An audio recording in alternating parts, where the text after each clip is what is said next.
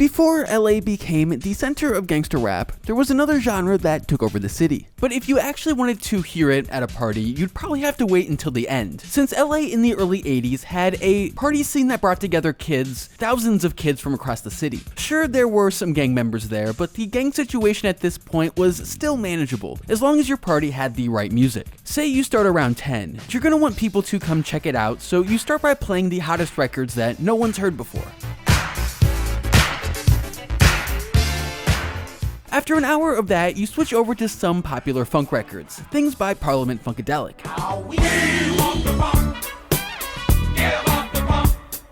After another hour, you get to midnight, the freak hour, when everyone's going to be grinding on each other in a dance they call the freak. And as for the music, it's mostly Prince with a bit of Rick James. She's a super freak, she's super freaking. At this point, you've made it to the end, and you can finally play some electro, or electro funk, or electro hop. This is the genre that would come into its own as the 80s went on, and eventually give way to gangster rap, but at the start you had the inspirations, things like Kraftwerk.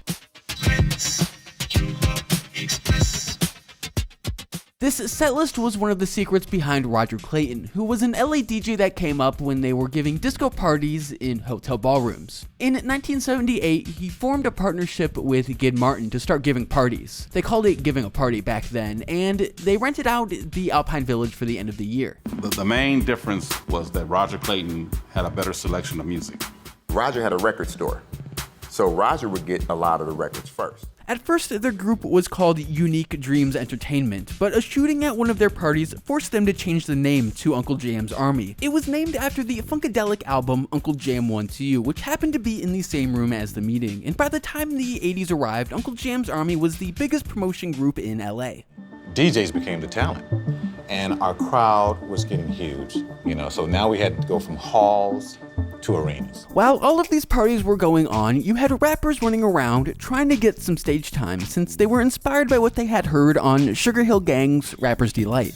Now what you hear is not a test, I'm rapping to the beat.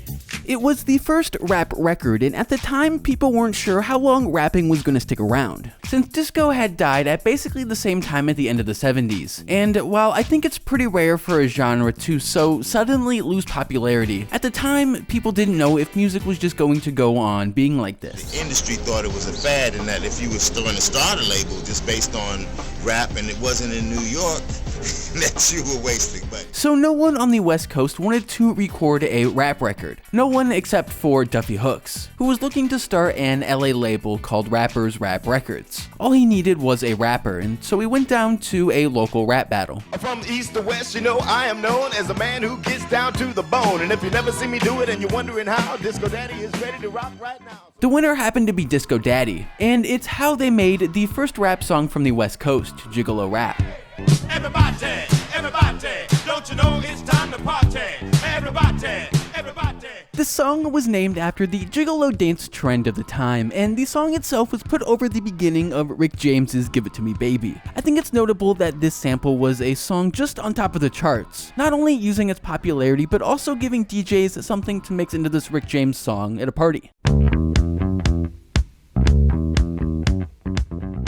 This intro is exactly what's in Gigolo Rap, even keeping the same 120 BPM tempo. And as for what Disco Daddy is saying, the song is over 5 minutes of how good he is at getting everyone on the dance floor. And the closest thing to a chorus here is the kind of filler you would hear from an MC actually at a party. To the beat, y'all, to the beat. To the beat, y'all, to the beat. To the beat. That big, that funky beat. Gigolo Rap was the only song that Rappers Rap Records put out in 1981, and the label was basically done by 1986. Disco Daddy had got caught up in some label troubles, and there's even a release of Gigolo Rap where the artist is changed to Captain Crunch and the Funky Bunch. But there was another rapper on Gigolo Rap, and Captain Rap was able to jump ship to Saturn Records, and a few years later in 1983, he released the song Bad Times, one of the first and biggest electro songs on the West Coast.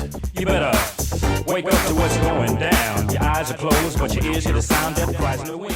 What's different with this song is that it seems to be an original production, put together by Rich Kaysen with help from Jimmy Jam and Terry Lewis. They were building on the funk sound with these new drum machines and synths, and probably used whatever Saturn Records had in the building, like an Oberheim DMX. Bad times. real, bad times is what. These drums are basically the same speed as Gigolo rap at 121 beats per minute, and as far as the bass, it probably came from a synth like the OB8.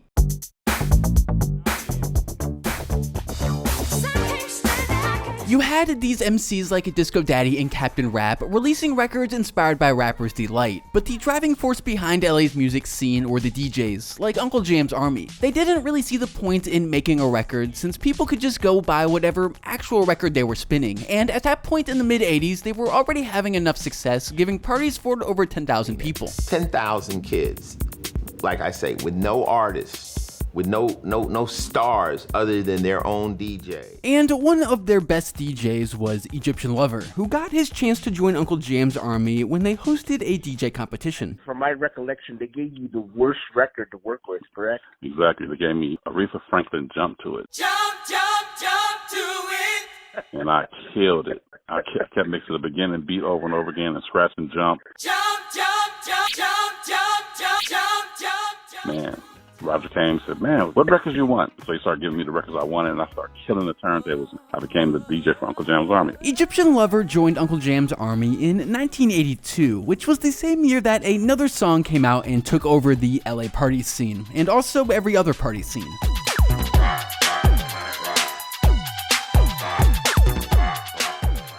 Planet Rock is the song by Africa Bambaataa that basically defined the new genre of music called electro, with its unique combination of Kraftwerk samples and drum machines all put together in New York by Arthur Baker. Obviously, this had the technology from Japan and musicality from Germany and the street thing from the Bronx But that meant all the way in Los Angeles that Egyptian Lover had no way to figure out how they did the drums. And it would stay that way until he ran into Africa Islam, who happened to be in the room when they were originally making Planet Rock, and was able to share that it wasn't any kind of drum kit, but actually a drum machine.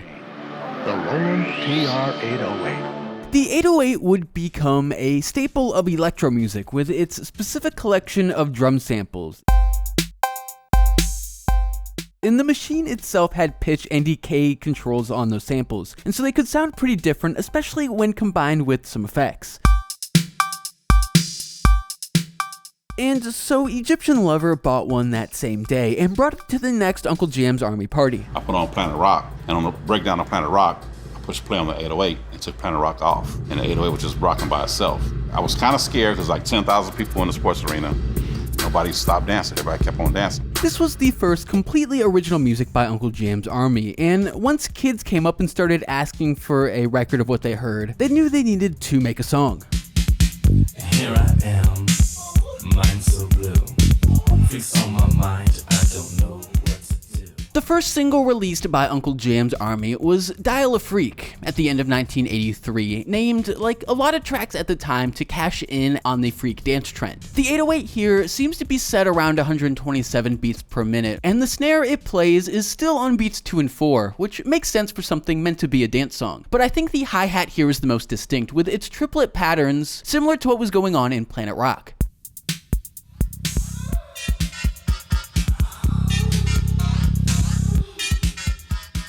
The kick here is pretty short, even though the 808 kick itself had a pretty long bass, and I guess they were leaving room for the synth bass, which I think still has that funk sound in the notes it plays. I'm so unique, I'm the Egyptian lover, you little freak. This is the voice of Egyptian Lover, who handled most of the production and vocals, even though this record is credited to Uncle Jamm's Army. And this arrangement wouldn't last for long, since Egypt started putting out his own records too.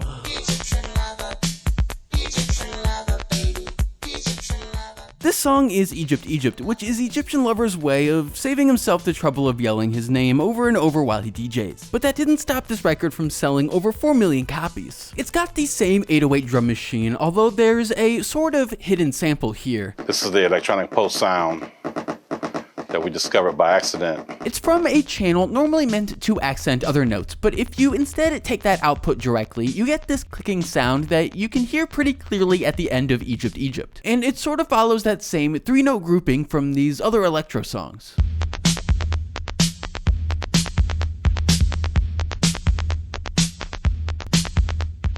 As far as what Egyptian Lover is doing in the vocals, he said he was inspired by Prince to do things like the heavy breathing here in the intro. And this also sounds a lot like another influence on Egyptian Lover, with Kraftwerk and their single Tour de France a year earlier in 1983. These were some of the biggest electro songs in LA, but as the 80s moved on, the parties where this music was played slowly lost their popularity, and one of the biggest reasons was the rise in gangs and gang violence. And it wasn't long before it took over the music as well.